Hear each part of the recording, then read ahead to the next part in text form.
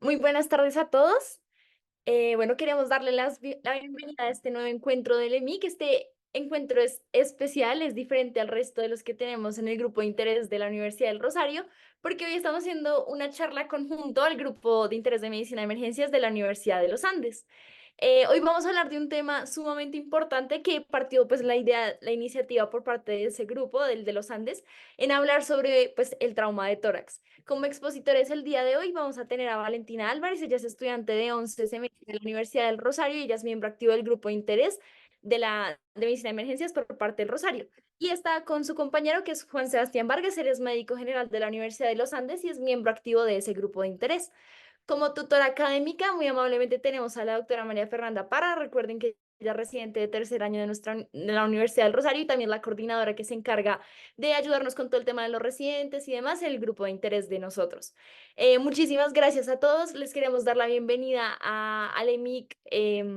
A los nuevos que están por aquí, nosotros pues somos un grupo, al igual de ustedes, estudiantil que se basa en promover la educación en medicina de emergencias desde el pregrado y para nosotros es un honor tenerlos aquí. La idea es que sea un encuentro muy chévere. Tenemos varios especialistas conectados. Tenemos a la doctora María Fernanda para que se animen a hacer preguntas y tengamos una discusión muy chévere en torno a un tema que es tan importante. Entonces, no siendo más, les doy el micrófono y podemos de una vez empezar. Bueno, buenas noches a todos. Hoy, pues como les mencionaron, vamos a hablar sobre un tema súper importante, sobre todo en el contexto de emergencias, pues el del sistema de urgencias y emergencias, que es el traumatismo de tórax. Sobre todo nos enfocamos en el trauma cerrado, que es prevalente pues también en nuestro contexto. Entonces, a manera de introducción, pues vamos a hablar sobre una pequeña introducción. También vamos a hablar de lesiones de la pared torácica, lesiones a nivel como del tejido pulmonar, lesiones mediastinales y finalmente pues las conclusiones. Realmente tratamos de centrarnos en las lesiones más importantes o más relevantes en las que podríamos ayudar a un paciente. Entonces, bueno, esa manera de introducción. Realmente el trauma torácico hace parte de los 2/3 del trauma en general. Realmente es bastante común presentar trauma de tórax. El 90% es más que todo cerrado, el 10% es más que todo trauma penetrante. Sin embargo, estos porcentajes pueden variar según el país donde nos encontremos. Es un evento que tiene alta mortalidad. Sin embargo, es posible ayudar a estos pacientes, ya que menos del 10% requieren intervención quirúrgica, que pues ya sería pues, por parte de otros servicios. Hay distintas lesiones que podríamos encontrar a nivel del tórax. Nosotros pues logramos dividirlo de esta manera como que para que fuera un poco más visualmente entendible. Entonces, primero en la pared torácica podríamos tener fracturas de la reja costal o un tórax inestable, entre otras. A nivel pulmonar ya podríamos tener un hemotórax a tensión o hemotórax masivo o una contusión pulmonar, que ya vamos a ver más adelante qué es eso. A nivel mediastinal podríamos tener contusiones cardíacas, un taponamiento cardíaco o una contusión aórtica. Y hay otras lesiones de las cuales realmente en la charla no vamos a hablar, pero es importante tenerlas en cuenta, que son la lesión esofágica y la lesión diafragmática. Eh, Realmente la gran mayoría de casos hacen parte de una teología de accidentes de tránsito, o sea, vamos a ver un contexto de accidentes de tránsito en el trauma de tórax. Realmente, más que todo asociados, si hay una alta velocidad asociada, si hay una ausencia de uso de cinturón, si hay un daño vehicular extenso, si hay una deformidad del volante, si hay múltiples fracturas y pues si los implicados en este accidente pues tienen una edad avanzada. Hay distintas clasificaciones en cuanto a tiempo, en cuanto a extensión, severidad de las lesiones. Encontré esta que es como las lesiones que tenemos que ponerle mucha más atención, sobre todo en los primeros minutos, ya que pueden generar una mortalidad en estos primeros minutos. Entonces, por ejemplo, las lesiones de grandes vasos, por ejemplo, una contusión aórtica, unas lesiones del árbol traqueobronquial, la obstrucción de la vía aérea, un taponamiento cardíaco, aunque algunos lo ponen como mortalidad en minutos y mortalidad en primeras horas, porque puede ser rápidamente progresivo o lentamente progresivo, un paro circulatorio traumático, de origen traumático, neumotórax de tensión y hemotórax masivo. Ya en las primeras horas podríamos tener más que todo un hemotórax simple, un neumotórax abierto, un hemotórax no masivo, sino simple, un sangrado masivo secundario al trauma, tórax inestable, contusión pulmonar, contusión cardíaca, entre otras. Y ya mortalidad en horas o semanas, podríamos tener, por ejemplo, una sepsis pues, secundario al trauma.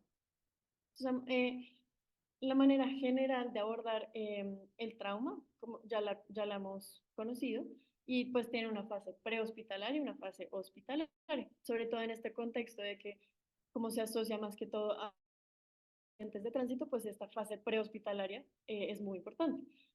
En esta fase vamos a abordar el ABC, como ya todos conocemos. Sin embargo, lo más importante es generar un transporte inmediato a un centro de salud que pues esté capacitado para atender trauma. Vamos a ver que se recomienda que no se dilate este transporte inmediato por cosas, por ejemplo, como instaurar un acceso venoso o, por ejemplo, hacer una intubación, debido a que esta prolongación o esta dilatación en tiempo pues podría afectar a nuestro paciente. Cosas que podríamos hacer de manera prehospitalaria, entonces la inmovilización cervical, eh, instaurar oxígeno de alto flujo, monitorización cardíaca y de signos vitales en general. Eh, También si hay sangrado asociado, podríamos generar un control de sangrado pues, de manera externa y también podríamos ahondar mucho en la información de la escena. ¿Cuántos pacientes hay realmente en la escena? ¿Cuántos involucrados? Si hay carros, si hay motos, si hay bicicletas,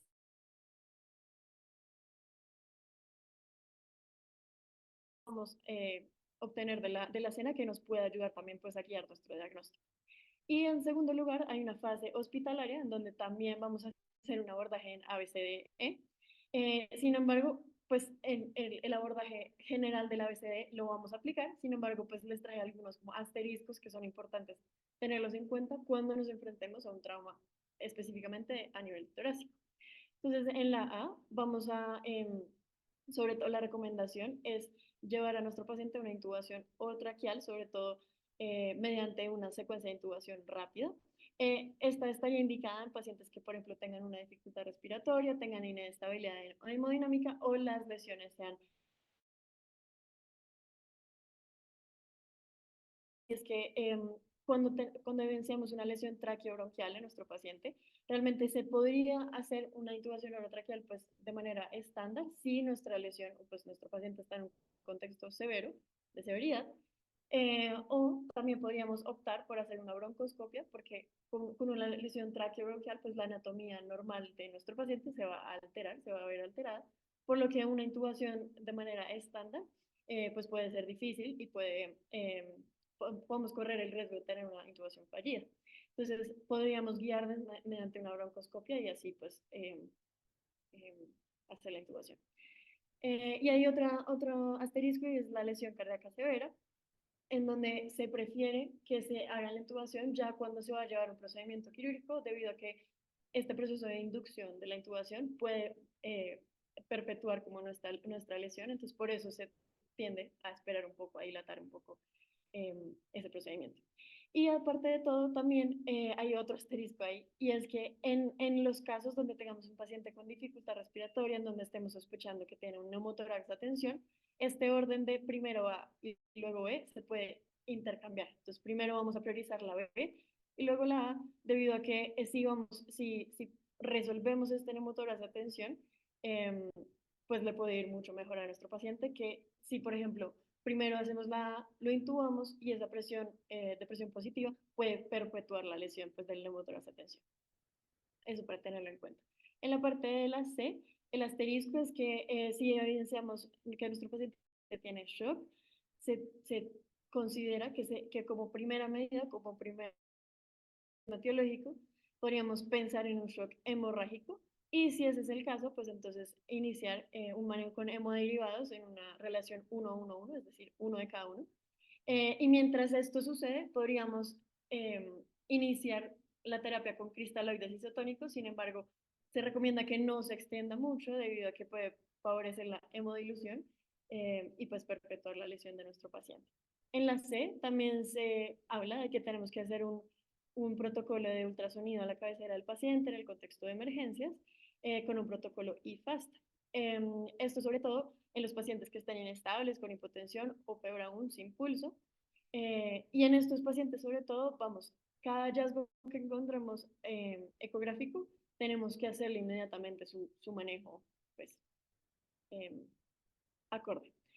Y después de eso, en la fase hospitalaria, pues tenemos que tener una segunda revisión en donde vamos a revisar, pues, cómo fueron los mecanismos de la lesión, cuántos pacientes fallecidos estuvieron en la escena, en fin, todo lo que les comenté.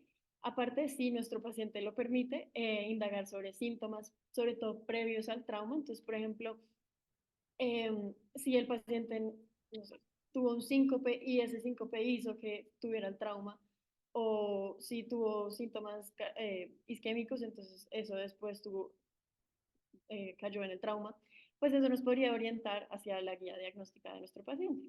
Y también otros signos de manera cefalocaudal, una ola completa en orientar nuestro diagnóstico.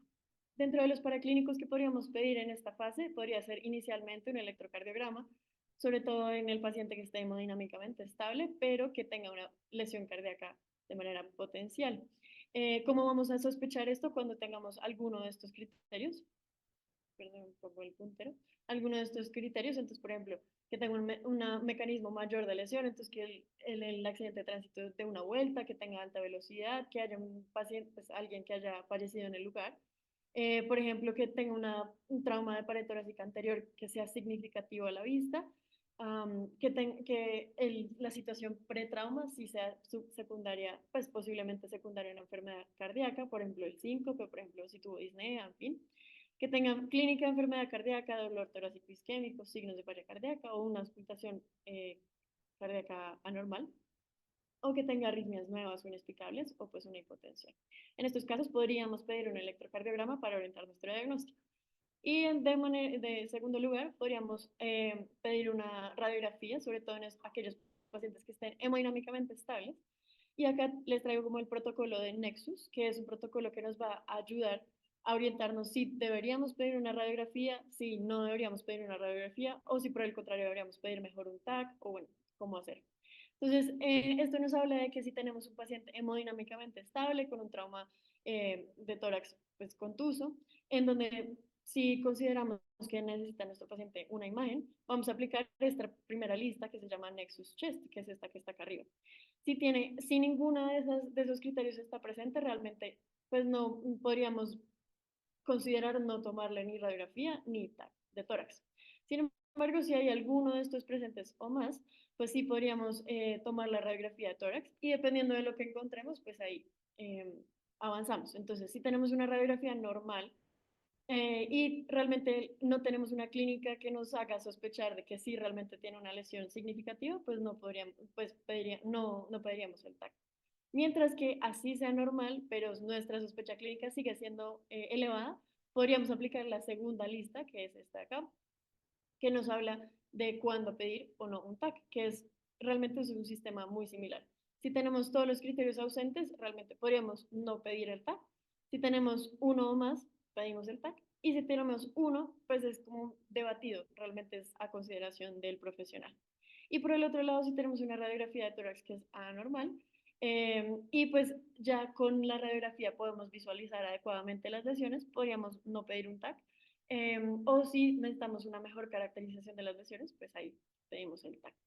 Y a manera pues de resumen, si a mí se me olvidó esta estrategia Nexus o algo, podemos decir que si hay un paciente con un bajo riesgo de lesiones, podríamos pedir una radiografía de tórax aperilateral, pero si nuestro paciente estuvo involucrado en un mecanismo de alta energía, sí podríamos guiarnos con una radiografía de tórax y pues sumarle los hallazgos del FAST. Entonces, ¿cómo podríamos decir que fue alta energía? Por ejemplo, si vemos algo así o algo así, que nos hablarían de lesiones como en la zona donde está usualmente el cinturón de seguridad.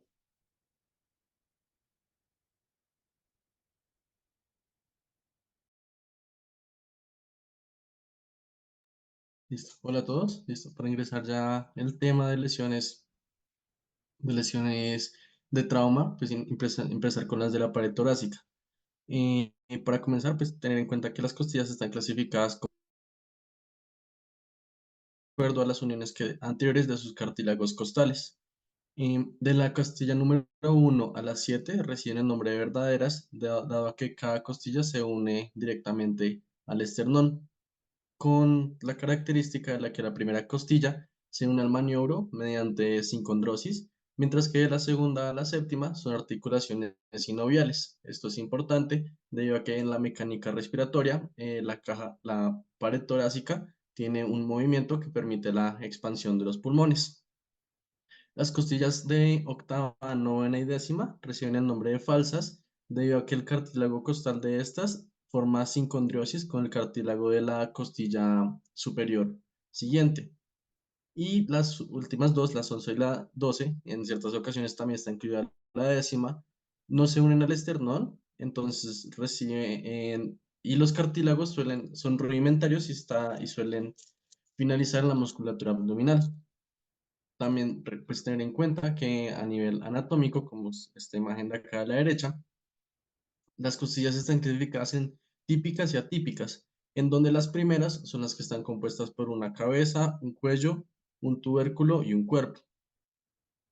También recordar pues que debajo de inferior a cada costilla pasa un paquete vascular nervioso compuesto por una arteria, una vena y un nervio que será tenido en cuenta para más adelante.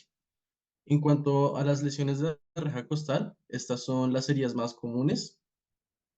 Incluyen las fracturas costales, las del esternón y las de la clavícula. Mm, hay un paper que decía que en una corte de 17.300 pacientes hospitalizados por fracturas de rejas costales se encontró una mortalidad del 4%.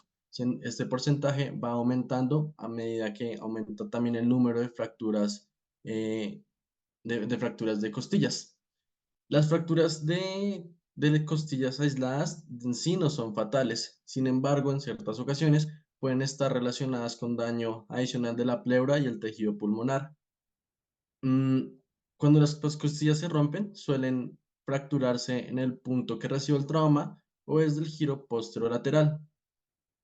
Mm, También, dependiendo de las costillas que estén implicadas, se va a sospechar algún tipo de lesión. Por ejemplo, las primeras dos costillas, al estar más fuertes unidas al sistema musculoesquelético, las hace más difíciles de romper, por lo que el compromiso de estas se relaciona más fuertemente con lesiones a vasos subclavios y a plejo braquial.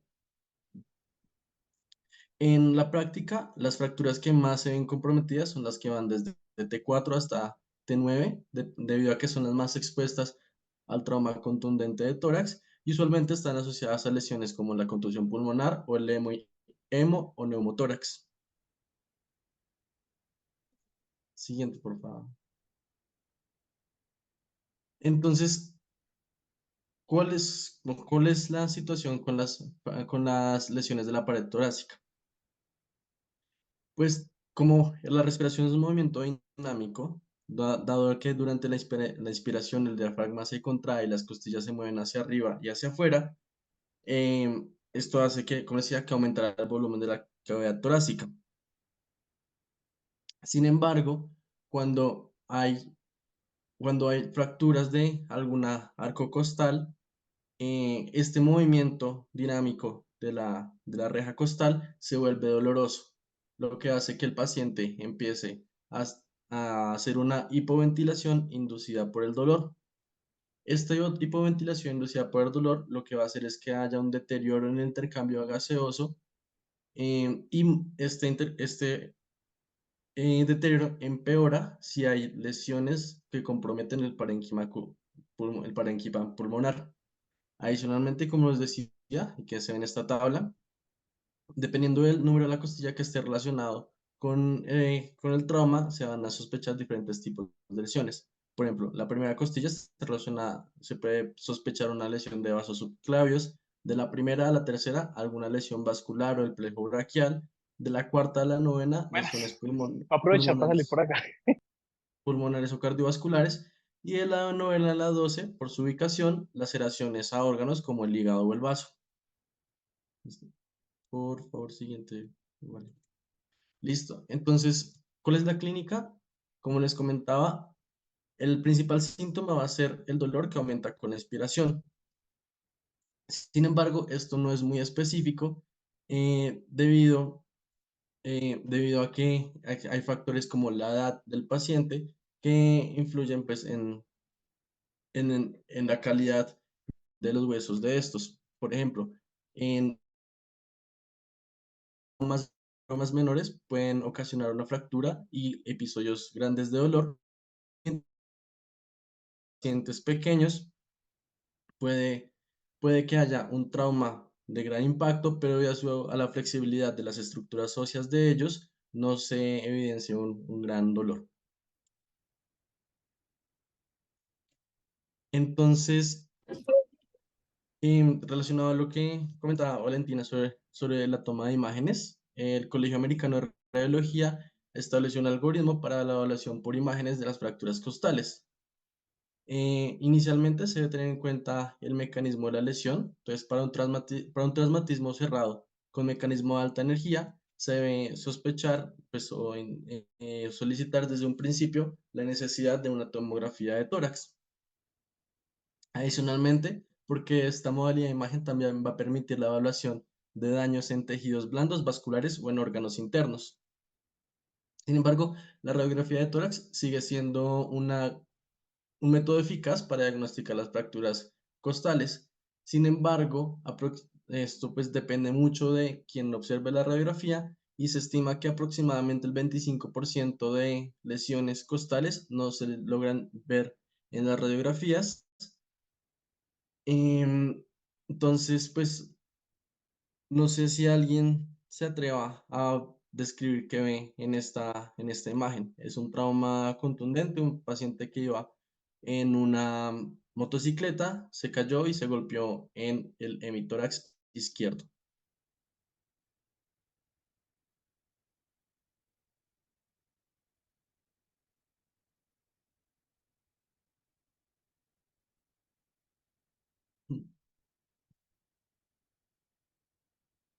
Creo que alguien tiene levantada la mano. Jesús, si Sí, quieres, puedes abrir tu micrófono y hablar. Listo, muchas gracias. Doctor, pues yo creo que posiblemente el paciente tenga una hernia en el diafragma, pues por lo que veo, los intestinos están un poco desplazados, sobre todo al pulmón izquierdo, al lóbulo inferior del pulmón izquierdo, un poco. Y bueno, eso, pues no sé si estoy en lo correcto o no, pero eso es lo que veo. Listo. Pues acá, pues, gracias. Pero lo que se ve es como las cámaras gástricas que están aumentadas. Pero, pues acá, la siguiente, por favor. Siguiente, entonces, no es más por la proyección, porque aunque fue una proyección antero-posterior, como que se inclinó un poco la imagen, lo que hace ver esa imagen de como que los intestinos estuvieran inmersos en la cavidad torácica. Pero lo que sí se alcanza a apreciar son unas discontinuidades en las costillas del lado izquierdo, lo cual se ve mejor en una tomografía de tórax, que es la siguiente. La Hola, siguiente, por favor. para una precisión chiquis, Mm. para el que dijo sobre la hernia diafragmática, bueno, las hernias diafragmáticas son, para tú poder visualizar una hernia diafragmática por radiografía, siempre tienes que compararlo con el hemidiafragma contralateral y los espacios intercostales. Es difícil, pues digamos en esta imagen, yo sé que como digamos que la proyección está un poco ampliada hacia abdomen, uno pensaría, y pues porque la cavidad, digamos que los intestinos están un poco distendidos y se ve un pequeñito nivel hidroaéreo ahí, uno creería que está ascendido y uno diría, bueno, puede que tenga una hernia diafragmática y esa es la imagen que trata de dar. Pero realmente, si puedes quitar esa imagen y devolverte una, esa. Si tú comparas la imagen del lado izquierdo, te das cuenta que al comparar los niveles de los diafragmas se ven similares en ambos lados. Y esa es realmente la forma radiológica en la que tú pudieras diferenciar una hernia diafragmática traumática. Entonces, pues para que quien lo haya dicho lo tenga en cuenta. Y creo que ya va a ser la precisión. Las radiografías de reja costal para ver fracturas costales son súper difíciles. Entonces, creo que es por eso que tal vez para la persona que hizo la precisión y la visualización le costó trabajo mirar las fracturas, porque dependen mucho de la técnica y dependen mucho de la rotación y el sitio de la fractura. Entonces, a veces es muy fácil que se pasen las fracturas de reja costal. Entonces, es tal vez por eso que se te pasó las fracturas de rejas costal. Es normal que se pasen en este tipo de proyecciones. Por eso no son las imágenes de gol estándar ideal. Y ya, continúa. Listo, gracias, doctora. Y por favor, siguiente, hasta la tomografía. Siguiente. Listo. Entonces, por lo que decía, que mencionaba la doctora, a veces la radiografía con fracturas de reja, la radiografía de reja costal para fracturas de costillas no suele ser lo más fácil para visualizar las imágenes, en especial pues por lo que varias de las fracturas suelen suceder en el giro posterolateral. Entonces acá esta fue la tomografía que le hicieron y si pueden ver al lado izquierdo se ve contusión pulmonar asociada, pero también las costillas, eso es como la T5 más o menos, que alcanza a sobreponerse a la otra, un desplazamiento. Siguiente, por favor. Entonces, ¿qué sucede cuando hay múltiples rupturas de una costilla? Entonces sucede algo que llama tórax inestable, el cual está definido como una condición en la cual tres o más costillas continuas están rotas en por lo menos dos partes, lo que provoca que un segmento de la pared torácica se va desconectado del resto. Los pacientes que presentan tórax inestable suelen presentar heridas adicionales, como lesiones a los órganos extratorácicos, ven en pacientes con shock o pérdidas sanguíneas abundantes, por lo que suele tener una tasa de mortalidad del 10 al 20%, de acuerdo a la severidad de las heridas. A veces este movimiento paradójico, el cual se dice que es paradójico porque el segmento de la de la pared torácica que está desconectado del resto se mueve diferente al resto de la estructura, puede no ser tan evidente, por lo mismo que se mencionaba, que el dolor ocasiona que las respiraciones del paciente sean más superficiales.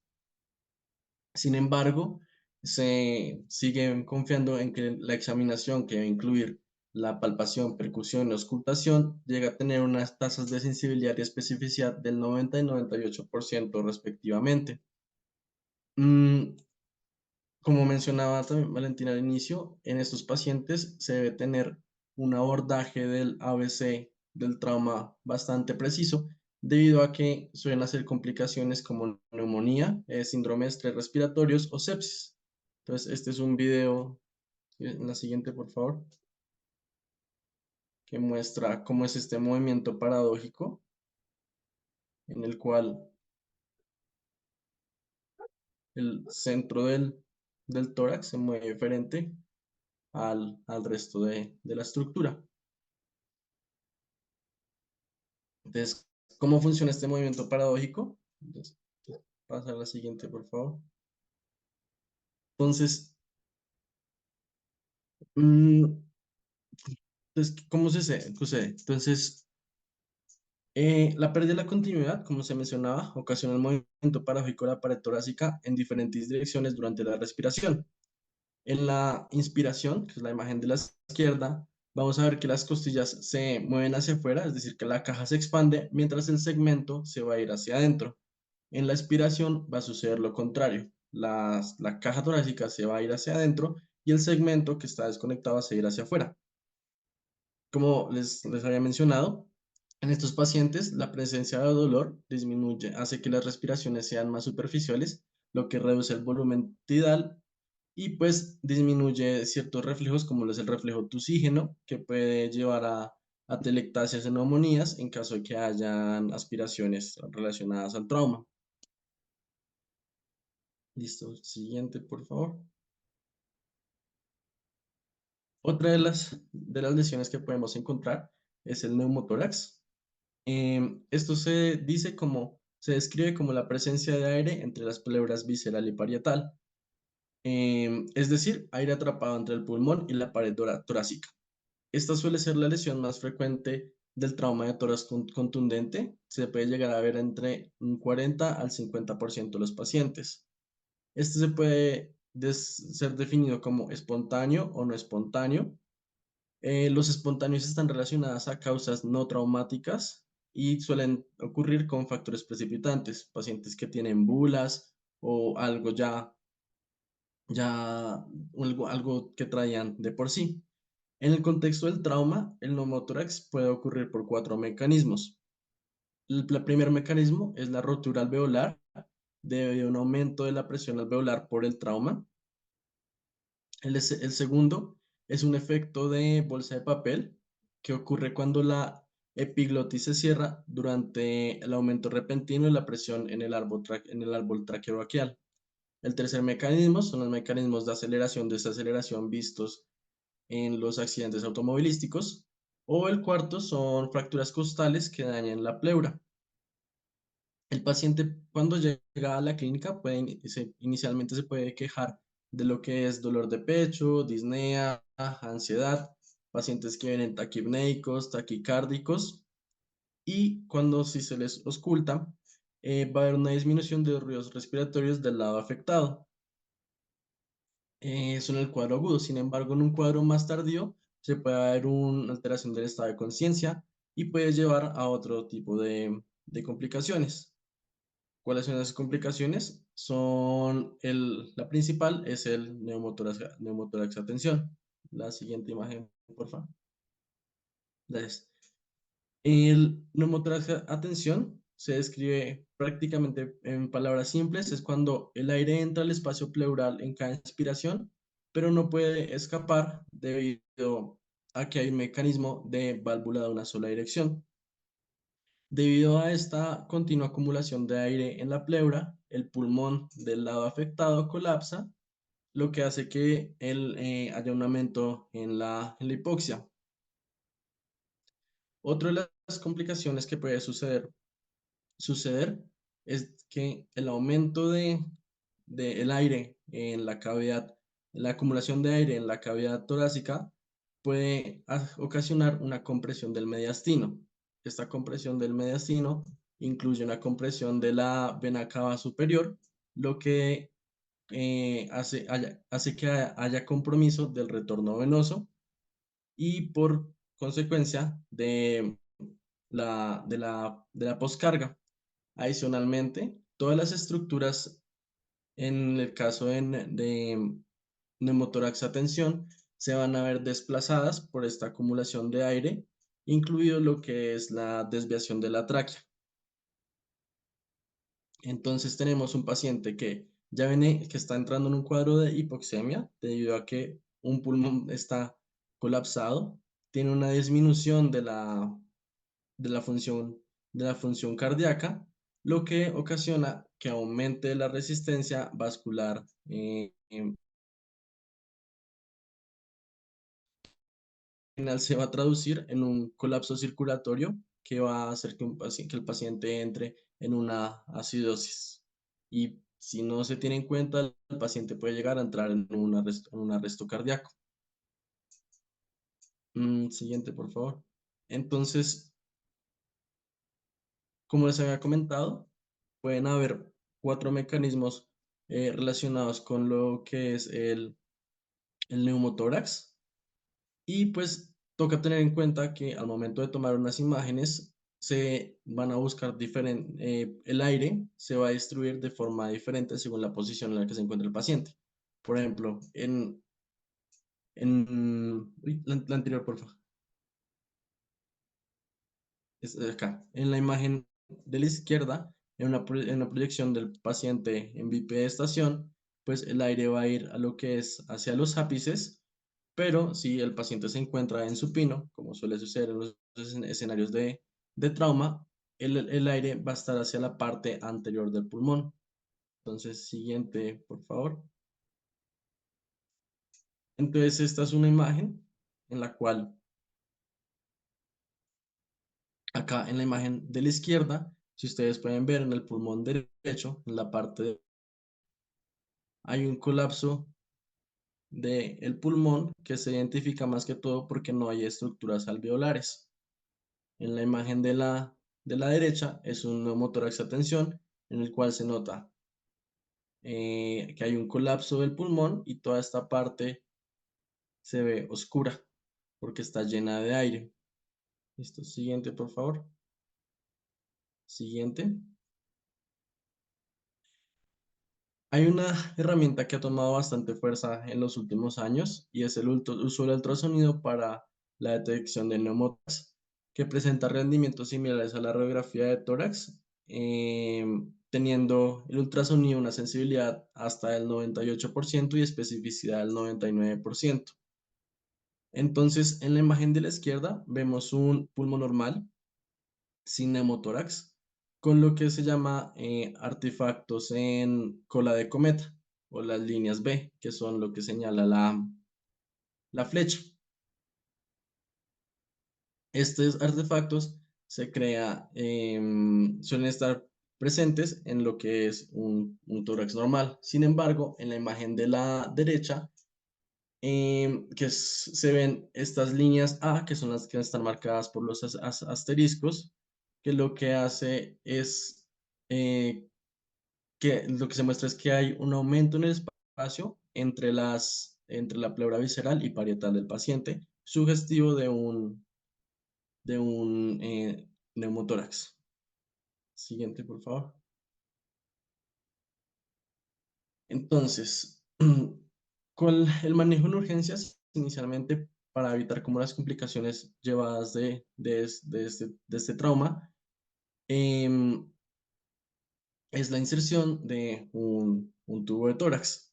Entonces, en el video se muestra cuál sería como el procedimiento. Si quieres, por favor, lo reproduces. Gracias. Entonces, ahí lo que hacen es marcar primero la zona. Inicialmente ahí pues se solicita sedar un poco al paciente porque es un proceso doloroso. Se debe marcar la zona, se debe realizar una infiltración en el lugar en donde se va a, a insertar el tubo de tórax. Esta infiltración puede ser con unos 10-20 mililitros de bupivacaína con adrenalina o lidocaína. Y pues se realiza una inserción de aproximadamente unos 3 a 4 centímetros en lo que es el quinto espacio intercostal. Se debe realizar una disección con los forceps. La idea es separar las fibras musculares hasta llegar a lo que sería la pleura y con el dedo se hace un barrido para asegurarse que ya se está en el espacio. Tras eso se realiza la inserción del tubo y el tubo se fijará con suturas a la piel. Estos tubos de tórax suelen estar conectados a lo que se conocen como las trampas de agua para que sea drenaje de líquido, en el caso de un hemotórax, de citoquinas.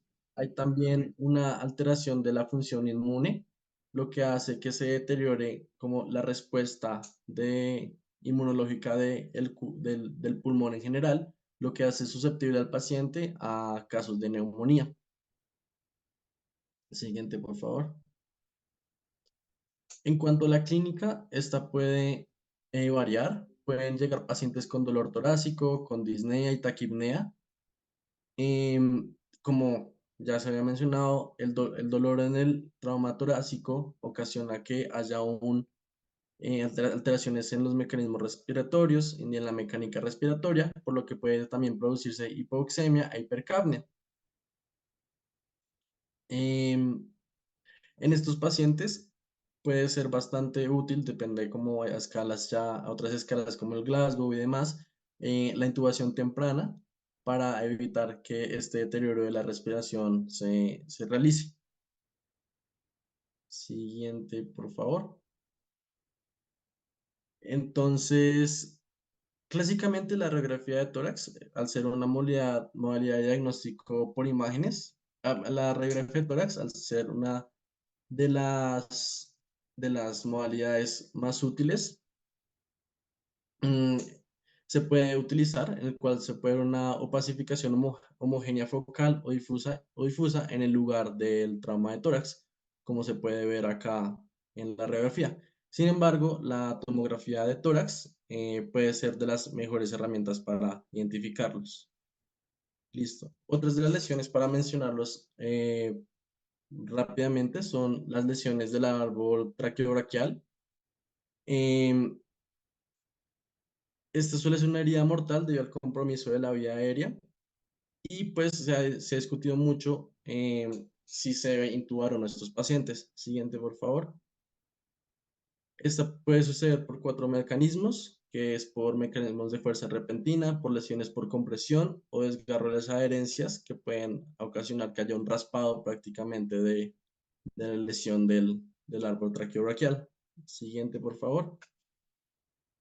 En esta tomografía se alcanza a ver que pueden haber otras lesiones asociadas, por ejemplo, al lado izquierdo hay un neumomediastino y en la derecha se observa que un poco más arriba de la carina, hacia el lado derecho de lo que sería pues el árbol traqueobronquial, puede haber una lesión de eso. También hay otras lesiones como la siguiente, como las laceraciones pulmonares, cuál es una lesión del parénquima pulmonar, que es prácticamente cuando hay un desgarro de esto. Si quieres, sigue por favor. Pueden haber cuatro tipos, que son estos que se ven en pantalla. Son muy similares a los de la contusión pulmonar. Y siguiente, por favor. Y pues lo que se suele ver en las imágenes son estas imágenes, que es como las que están señaladas en las flechas, que son sugestivos de lesión, de laceraciones. Listo. Siguiente.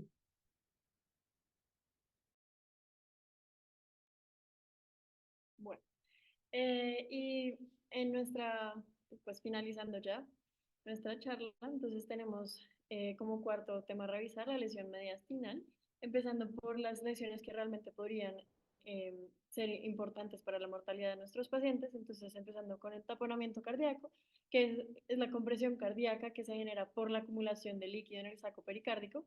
Esto va a generar que la precarga se vea disminuida y si la precarga está disminuida, como consecuencia hay un gasto cardíaco reducido. Y esto es lo que genera pues todas las consecuencias fisiológicas o bueno, patofisiológicas de esta enfermedad, pues de esta entidad.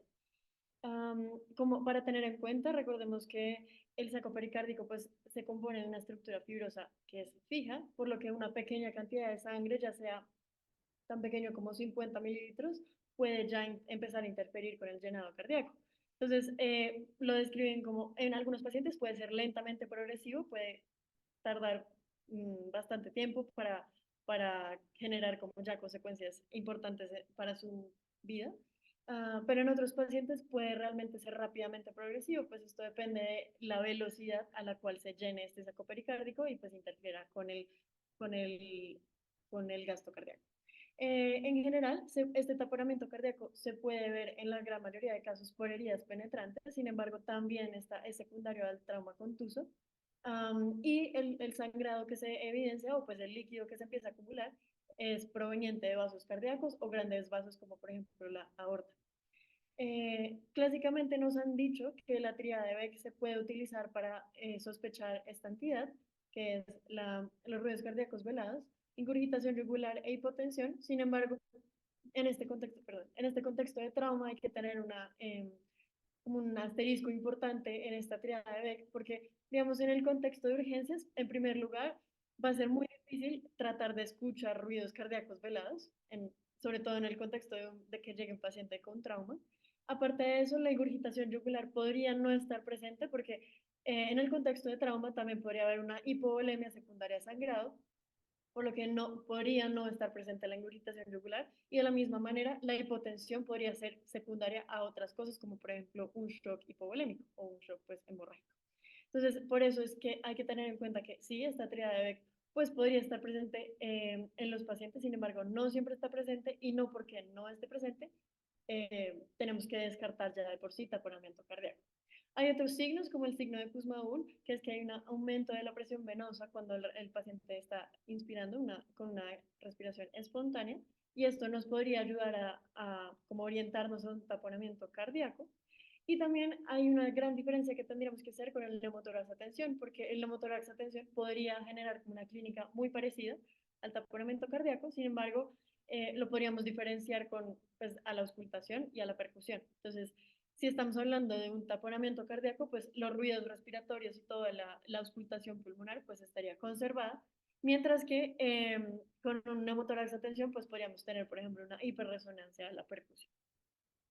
Como diagnóstico, pues realmente durante la evaluación inicial que les comenté al principio, cuando hagamos un FAST, podríamos evidenciar ese líquido pericárdico, se va a evidenciar más o menos en el 90-95% de los casos cuando tengamos un observador experto. Sin embargo, después es realmente elevado. Y hay que tener en cuenta que este FAST no solamente tendríamos que hacerlo de manera inicial en la valoración inicial, sino pues realmente en múltiples ocasiones, porque sigamos nuestro paciente entra en paro y tenemos que hacerle varias maniobras, podría generarse un taponamiento cardíaco posterior a cuando llega inicialmente nuestro paciente. Entonces, ¿qué vamos a visualizar? Entonces, digamos, este es nuestro corazón. Acá la parte superior, los atrios, y acá los ventrículos. Entonces vamos a ver esto que se ve acá, una estructura, pues una imagen anecoica que estaría pues rodeando el corazón. En el saco pericárdico nos estaría hablando de taponamiento cardíaco. Acá nos están mostrando una imagen de ya un líquido que está pues trombosado, que está con un coágulo asociado. Y ya en esta imagen, si se dan cuenta, acá tenemos atrio derecho y atrio izquierdo, ventrículo izquierdo. Sin embargo, el ventrículo derecho realmente no se visualiza muy bien por esta gran compresión que le está generando este líquido en el saco pericárdico. Entonces, a nivel ya ecográfico podríamos clasificarlo según el volumen y según la relación entre el miocardio y el epicardio, como el diámetro de estas dos estructuras.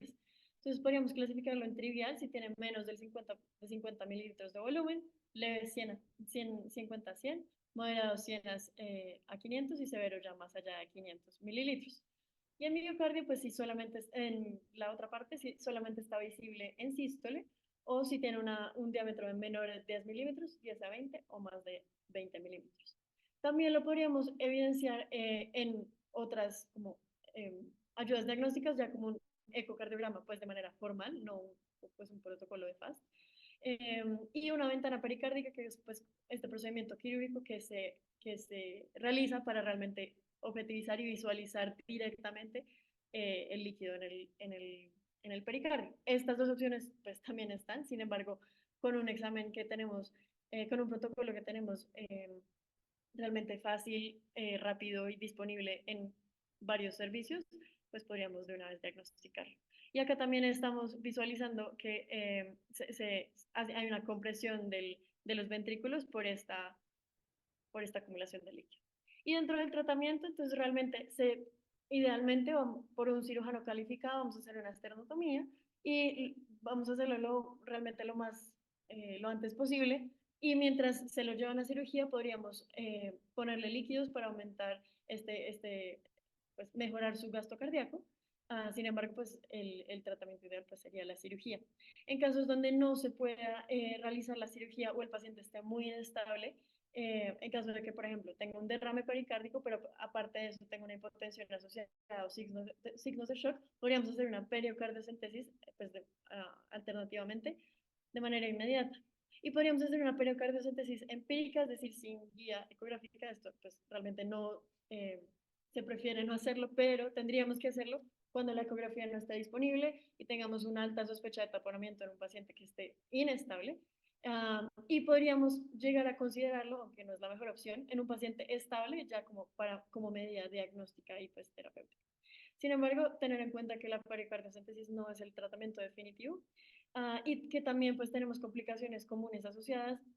A pesar de que sea guiado por ecografía, podríamos llegar a tener complicaciones, por lo que se considera un procedimiento de último recurso en donde pues lo podamos utilizar, pero cuando no hay un cirujano calificado disponible para hacer una toracotomía o esternotomía. Y hay otro procedimiento que encontré también que se llama una toracotomía en el departamento de emergencias, o sea, no sería como para llevárselo a salas de cirugía, sino realmente hacerlo en la sala de emergencias. Um, y estaría indicado cuando el drenaje percutáneo no es posible eh, realizarlo o cuando el paciente entra en paro cardíaco. O aparte de eso, cuando evidenciamos una ruptura miocárdica y tenemos una inestabilidad significativa como para transportar al paciente a salas de esa manera. Pero hay algunos casos en donde ya consideramos que es fútil realizar algunas de estas medidas, como por ejemplo que ya hayan llevado una reanimación cardiopulmonar extrahospitalaria más allá de 15 minutos, que el paciente esté en apnea, que tenga ausencia de pulso o esté en asistolia, y que tenga lesiones que realmente consideramos que no sean compatibles con la vida. Otra de las alteraciones que podríamos ver que podría amenazar la vida de nuestro paciente sería la contusión aórtica y realmente es importante tenerla en cuenta. Sin embargo, la gran mayoría de pacientes ni siquiera logran llegar a la institución hospitalaria porque mueren inmediatamente pues en la escena donde sucedió. Si llegaran a lograr ingresar a la atención intrahospitalaria, podrían llegar a fallecer durante el manejo inicial y la gran minoría realmente logra sobrevivir cuando tenemos un manejo realmente efectivo. Entonces, realmente esta patología avanza muy rápido, entonces pues tenemos que tenerla en cuenta, sin embargo, pues también tener en cuenta que la gran mayoría de pacientes fallecen. Podríamos tener factores de riesgo para esta lesión como pacientes mayores de 60 años que estén involucrados, por ejemplo, en un accidente eh, de accidente de tránsito, sobre todo si está en la parte delantera del vehículo, si no tiene cinturón de seguridad pues puesto, o si durante el accidente una desaceleración abrupta, sobre todo más allá de los 40 kilómetros por hora. Usualmente la contusión aórtica va a presentarse como un desgarro transversal y con una lesión subyacente que puede ser una hemorragia subintimal, una disección completa de la aorta. Puede ir desde solamente un desgarro hasta ya diseccionar pues, a la disección completa de la aorta. La clasifican dentro de 4 grados diferentes, en donde el primer grado es simplemente pues, un desgarro a nivel de la íntima, el 2 es ya pues, un hematoma intramural, el 3 es cuando se forma una pseudoneurisma y el 4 es cuando ya hay una ruptura del brazo. Dentro del diagnóstico, pues como evidenciamos que la gran mayoría de pacientes pues progresan muy rápido, entonces hay una gran importancia en el diagnóstico y en el manejo realmente rápido. Entonces, dentro de los signos que podríamos encontrar pues en imaginológicos, entonces podríamos encontrar una gran lista, por ejemplo, mediastino ensanchado, obliteración del botón aórtico, tráquea desviada hacia la derecha. Dentro de los bronquios principales, el izquierdo va a estar descendido y el derecho va a estar pues, hacia arriba, ascendido. Obliteración entre el espacio entre la arteria pulmonar y la aorta. Y pues podríamos, si digamos, pusimos una sonda nasogástrica, esa sonda nasogástrica podríamos evidenciarla en la radiografía desviada hacia la derecha cuando tenemos una contusión aórtica y pues un sangrado asociado. Sin embargo, esta radiografía se prefiere que se tome en bipedestación y en un contexto de trauma, pues sería, pues posiblemente sería complejo tomar esta imagen. Sin embargo, una imagen normal tiene un alto valor predictivo negativo para una contusión aórtica. Entonces, aún así encontramos algún signo y tengamos alguna sospecha clínica leve, realmente tenemos que tratar de manejar este paciente en un centro capacitado para este tipo de lesiones. Entonces acá en esta imagen nos muestran este mediastino ensanchado que nos podría estar hablando de una contusión aórtica. Es importante guiarse y acá la importancia de las imágenes, sobre todo, pues digamos, inicialmente la radiografía de tórax, porque realmente hay unos signos clínicos, pues como examen físico y síntomas, que no tienen suficientes sensibilidad y especificidad. Sin embargo, lo podríamos llegar a sospechar en todo paciente que tenga un accidente de tránsito, que tenga una desaceleración rápida asociada y que pues posterior a eso haya presentado un trauma torácico contuso. O también lo podríamos llegar a sospechar en pacientes donde tengan una hipotensión recurrente o persistente. Entonces podríamos decir, bueno, tal vez este paciente tiene un sangrado oculto, entonces podríamos indagar con una contusión aórtica. Y en el caso de un TAC contrastado, realmente esta es la imagen como ideal para diagnosticar la contusión aórtica y se prefiere para la tamización porque tiene una sensibilidad del 99%. Sin embargo, hay como limitaciones y es que requiere contraste intravenoso y aparte de eso, pues no se podría realizar o sería muy complejo realizarlo en un paciente con inestabilidad hemodinámica, cosas que podrían llegar a ser muy comunes en un contexto de trauma. Bueno, y esta imagen es un aortograma que nos muestra una laceración y un pseudoneurisma acá asociado. Este es el TAC de tórax, entonces podríamos evidenciar la laceración acá en la aorta un hematoma ahí contenido asociado y acá nos está mostrando como un hemotórax ahí asociado también. Dentro del manejo que vamos a realizar, realmente pues lo que queremos es hacer la corrección vascular, sin embargo, mientras sucede eso, podríamos generar un control de la frecuencia cardíaca y la tensión arterial debido a que estas dos medidas van a favorecer que nos disminuya el riesgo de que esa contusión y pues digamos, si tiene un pseudoneurisma, que progrese a una ruptura de la aorta. ¿Cómo lo vamos a hacer? Con beta bloqueadores de corta acción, el que frecuentemente utilizan o pues que encontré es el esmolol. Sin embargo, si esto es insuficiente para lograr nuestros objetivos, que serían frecuencia cardíaca menor a 80, o también si hay contraindicaciones, podríamos utilizar unos bloqueantes de calcio antagonistas. Y aparte de eso, si esto no funciona, la alternativa podría ser nitroglicerina o, bueno, y tener en cuenta también que hay una gran contraindicación y son los pacientes con hipotensión. El objetivo de tensión arterial en estos pacientes es una sistólica menor a 100 y una media entre 60 y 70. Aparte de eso, pues vamos a favorecer la analgesia debido a que, pues, si el paciente tiene dolor, podríamos no llegar a cumplir estos parámetros que necesitamos. Y finalmente la corrección vascular, pues va a depender del grado de severidad de la lesión. Entonces, si es una leve, realmente podríamos hacer el manejo quirúrgico, sin embargo, pues podríamos, no de manera tan inmediata, y podríamos generarle este manejo médico mientras va a procedimiento. En el grado 2 realmente hay un debate entre si hacemos manejo médico o si corremos a salas de cirugía. Y en el grado 3 y 4 realmente sí tendríamos que hacer un manejo endovascular o manejo de vía abierta, sin embargo, pues sí, hay que corregirlo inmediatamente. Y finalmente, dentro de otro mecanismo es la contusión cardíaca. Este también se ve asociado más que todo, en 50% de los casos, a accidentes automovilísticos, sobre todo peatones atropellados por vehículos. Y también podría haber asociada a caídas en alturas superiores a los 20 pies o bueno, 6 metros.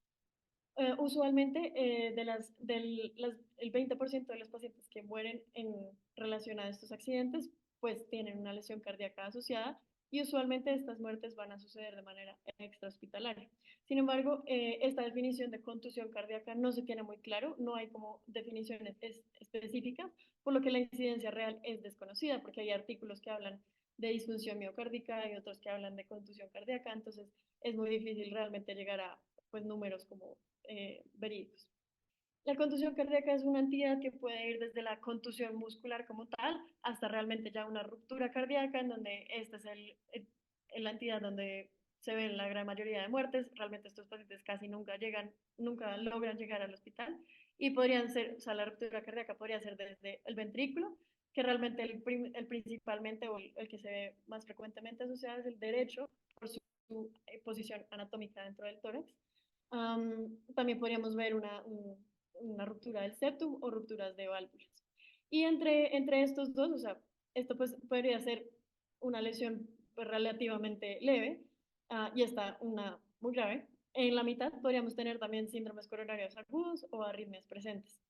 Dentro de los mecanismos para generar esta contusión cardíaca, entonces podríamos tener una compresión anteroposterior, también un mecanismo de deceleración, que realmente es el más frecuente, sobre todo si sobrepasa los 50 kilómetros por hora, y este es un mecanismo de cizallamiento por el cual se genera la contusión cardíaca. Aparte de eso, también podríamos tener un aumento de la presión intraabdominal o que una fractura de las costillas o el esternón nos genere como tal la contusión. Y acá les traigo como una imagen para que recuerden que o sea, la posición anatómica del corazón en relación, digamos, a la reja costal y por qué, digamos, el ventrículo derecho podría estar más frecuentemente asociado en las lesiones. La contusión cardíaca a nivel clínico podría manifestarse como un dolor torácico, un shock desproporcionado, es decir, que a pesar de que yo le dé el manejo del shock pues, específico, realmente el paciente no me responda, o que los signos que vea, digamos, el nivel de hipotensión no sea proporcionado a, por ejemplo, el nivel de hemorragia que tenga o cosas por el estilo. Tengamos auscultación cardíaca anormal, signos de falla cardíaca o alguna arritmia evidenciada. Sin embargo, el diagnóstico real, como es una patología que abarca grandes entidades, pues se resume en la visualización directa de la lesión. Entonces, por ejemplo, si tenemos un hematoma intramural, pues realmente yo lo voy a diagnosticar cuando realmente lo vea. Puede producir desde arritmias hasta ya un paro cardíaco. Sin embargo, en la mayoría de los casos hay una autorresolución del mismo. Dentro de las arritmias, lo más importante es la fibrilación auricular. Hay casos en donde es transitoria y en la minoría de los casos podría resolver con un manejo activo de la arritmia. Y se considera que si hay presencia de taquicardia, realmente se considera como primera instancia que esta es secundaria a la hipovolemia hasta que se demuestre lo contrario. Aparte de eso, también podríamos tener una lesión pericárdica que puede llevar a una herniación cardíaca. Y el signo patognomónico es un neumopericardio, que aparte de eso, con una evidencia de un contorno cardíaco anormal. El tratamiento, pues realmente es la corrección quirúrgica. Y dentro de la ruptura cardíaca, como les mencioné, la mortalidad es más allá del 80%. Usualmente nos damos cuenta de este hallazgo ya en la necropsia. Los signos clínicos realmente son inespecíficos, por lo cual el diagnóstico es más que todo pues, durante la visualización directa guiada por ecografía.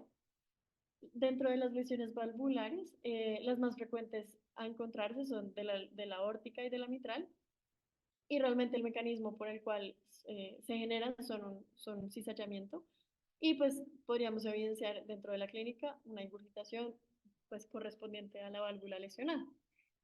Y una última que quisiera mencionar es que también podría, o sea, dentro de la contusión cardíaca, también nuestros pacientes con trauma cardíaco, pues trauma de tórax, podrían llegar con una clínica sugestiva de un síndrome coronario agudo o pues de un infarto agudo de miocardio, en donde esta patología podría estar facilitada por una disección, laceración o una trombosis como tal de las coronarias durante el trauma.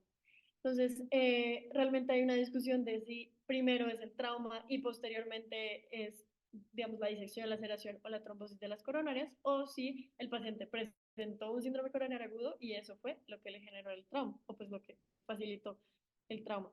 Estos pacientes llegan con la clínica isquémica, pues, realmente clásica y tenemos que abordarlo como tal.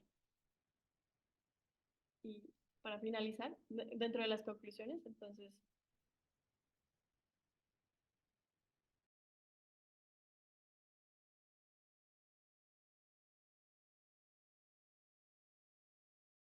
Bueno, para finalizar, ya rápidamente las conclusiones.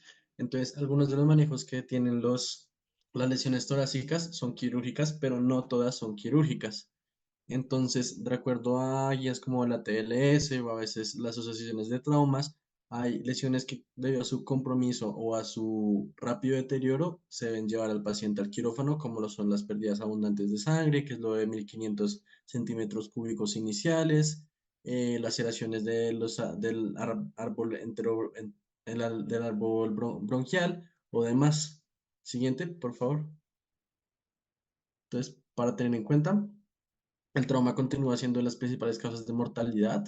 Las intervenciones del trauma de tórax deben ser inmediatas debido a que el aumento del tiempo aumenta su mortalidad, siempre teniendo en cuenta el abordaje ABC del paciente. El examen físico sigue presentándose como una herramienta valiosa. Siguiente, por favor. Siguiente, por favor. Y pues hay pacientes que requerirán un seguimiento a pesar del examen físico de ingreso normal, debido a que hay ciertas lesiones que pueden manifestarse pasadas 24 horas del episodio de trauma. Y pues las modalidades de imagen se presentan como una herramienta útil para el diagnóstico, solamente hay que saber cuáles indicar según el caso del paciente. Y eso sería todo, muchas gracias.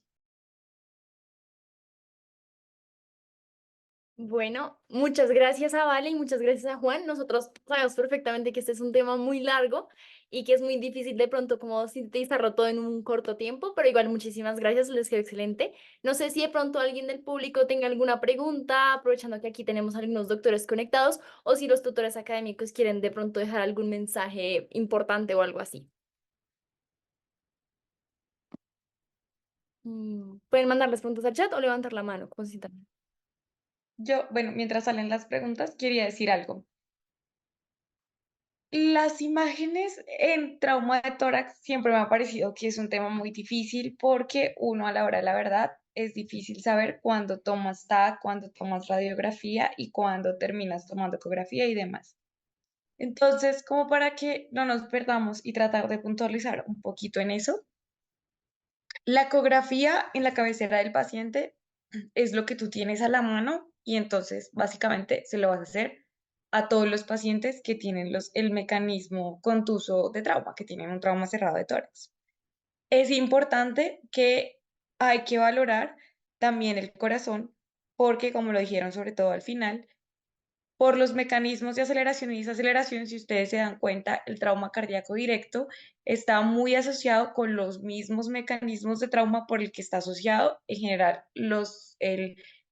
todo el trauma de tórax. Entonces, si ustedes revisan, eh, paciente con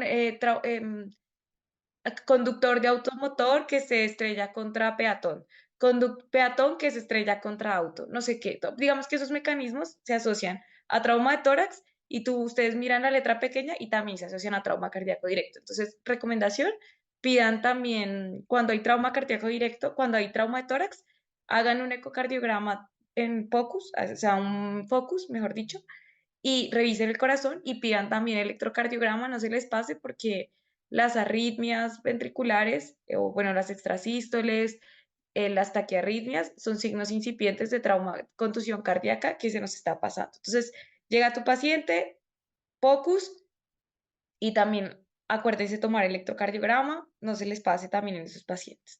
Y luego la pregunta del millón es si le hacemos radiografía de tórax o si le hacemos topografía de tórax. Entonces, en los mecanismos de alto impacto, casi que es mandatorio tomar una tomografía, pero entonces ahí llega la segunda pregunta. ¿Le hacemos solo tomografía de tórax o se va de tomografía de cuerpo completo? Y ahí de una vez les digo que no les tengo respuesta, porque los estudios dicen que si el paciente se va a ir de tomografía de tórax, debería uno hacerle total body scan. Pero los estudios son en países blancos, eurocéntricos, ricos, con plata. Entonces es como, ay, sí, el estudio está hecho en Zúrich, ay, el estudio está hecho en Atlanta, el estudio está hecho en Tokio. Entonces es muy difícil adaptarlo a nuestro recurso. Pero básicamente para que no se les pase, es que si el paciente tiene un mecanismo de alto impacto, muy probablemente va a tener más lesiones. Entonces no pierdan el tiempo con una radiografía de tórax. La información que ustedes necesitaban rápida ya la tienen con la ecografía en la cabecera del paciente. Entonces se pueden saltar ese paso. Digamos que sería mi recomendación. Si el mecanismo es de bajo impacto, tome la radiografía de tórax. Si ustedes están sospechando más cosas como fractura de reja costal, trauma mediastinal, trauma, contusión aórtica, o digamos que son lesiones más severas y más específicas, igual, tomografía de tórax, porque la radiografía no les va a mostrar gran cosa. Entonces, no sé si quedó claro lo de las imágenes. Es que a mí me parece que a la hora de la verdad no es tan fácil aplicar las reglas de decisión clínica. Aunque sé que están súper bien descritas, pero pues uno al final se confunde. Listo, muchas gracias, creo que quedó súper claro. Bueno, no me llegó ninguna pregunta al chat, no sé si alguien tenga o cuando tú Yo tienes tampoco alguna. tengo preguntas, vale. No, está limpio el Ah, tema. bueno. No, bueno, entonces pues daríamos por terminada nuestra charla del día de hoy. Muchísimas gracias a la doctora Mafe por ser la tutora académica de esta charla y a los expositores pues por todo el trabajo que le pusieron. Para los del EMIC del Rosario, recuerden que el día de mañana empezamos nuestro simposio, los esperamos allá, vamos a tener charlas muy chéveres y la próxima semana continuamos con nuestro módulo de expertos. Muchas gracias a los que asistieron y esperamos que tengan buena noche. Muchas gracias. Gracias.